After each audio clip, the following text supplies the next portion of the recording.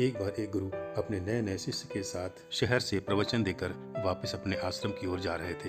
रात हो चुकी थी और अंधेरा छा रहा था। जंगली जानवरों और डाकुओं के डर के कारण गुरु ने अपने शिष्य से कहा, कोई घर दिखे तो बताना, आज रात विश्राम करके कल सुबह आश्रम की ओर चलेंगे। अरे गुरु जी, आश्रम तो आने ही वाला है, बस थोड़ी देर और चलना है, आश्रम आ जाएगा। गुरु जी बोले, तुम्हें जैसा कहा जाए वैसा ही किया करो। बेचारा चेला क्या करता, उसे तो गुरु की बात मानना ही था। चुपचाप आगे बढ़ता गया। कुछ ही देर के बाद उसे एक झोपड़ी नुमा घर दिखाई दिया। गुरु और शिष्य दोनों उस घर के पास पहुंचे और चेले ने आगे बढ़कर दरवाजा खटखटाया। जब मकान मालिक ने दरवाजा खोला, गुरु ने मकान मालिक से कहा, हम दोनों अपने आश्रम की ओर जा रहे थे, लेकिन रात हो गई है और जंगल का भी रास्ता है, इसलिए हम चाहते हैं कि आज रात हम आपके घर में विश्राम करें। सुबह होते ही हम लोग अपने आश्रम चले जाएंगे। मकान मालिक ने कहा, यह तो मेरा सौभाग्य है, आप यहाँ खुशी खुशी ठहर सकते हैं, और दोनों को अंदर आने को कहा।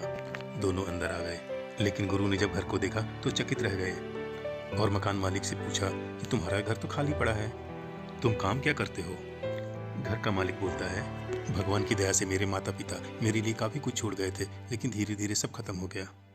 खेती की जमीन है, लेकिन वहाँ अब खेती नहीं होती, अब तो वो बंजर भी हो चुकी है, बस एक भैंस बची है। गांव के लोग जब दूध लेने आ जाते हैं तो उनसे पैसा जो कुछ भी मुझे मिलता है उससे मेरा गुजारा चलता है। घर के मालिक की बात सुनकर गुरु कुछ नहीं कहते और सोने चले जाते हैं, लेकिन सुबह होने के पहले उठ जाते हैं और अपने शिष्य को लेकर भैंस को देखने चले जाते हैं, जो कि घर के मालिक की एकलौती आमदनी का साधन था। अच्छी सी भैंस को देखकर गुरु शिष्य से कहते हैं, चलो इसे आश्रम ले चलते हैं। शिष्य चौंक उठा और गुरु से बोला, आप कैसी बात कर रहे हैं? जिस व्यक्ति ने हमें रात भर ठहरने के लिए जगह दी, उसी की भैंस चुरा कर ले जाना क्या ठीक है?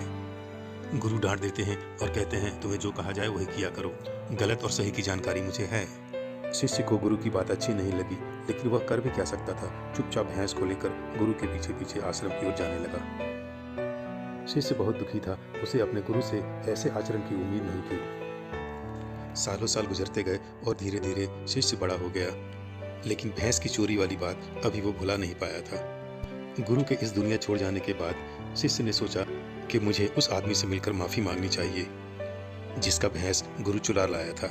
अगले दिन शिष्य उस आदमी से मिलने के लिए उसके गांव की ओर चल पड़ा। गांव पहुंचकर शिष्य ने देखा कि जिस छोटे से घर में उसने रात गुजारी थी, वहां तो एक आलीशान मकान है।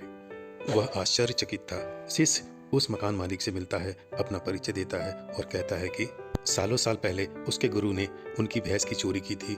मैं अपने गुरु की तरफ से आपसे माफ़ी मांगने आया हूँ। यह सुनकर उस व्यक्ति ने शिष्य से कहा कि आप अपने गुरु को पहचान नहीं पाए।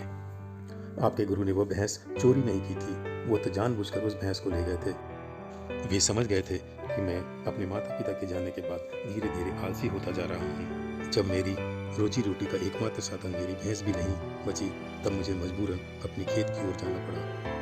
मैंने मेहनत की और धीरे धीरे जब उसमें फसल उगाई तो मुझे बहुत अच्छा लगा, और जिसके कारण मैं और भी ज़्यादा प्रेरित हुआ और मेहनत करने लगा। धीरे धीरे मैं गांव का सबसे धनी आदमी बन गया। मेरे पास आज जो कुछ भी है वह सब आपके गुरु की ही देन है, जिनके कारण आज मैं एक मेहनती और सफल इंसान हूँ। शिष्य यह सुनकर अपने आश्रम की ओर चल पड़ा। आज उसे अपने गुरु के ऊपर गर्व था।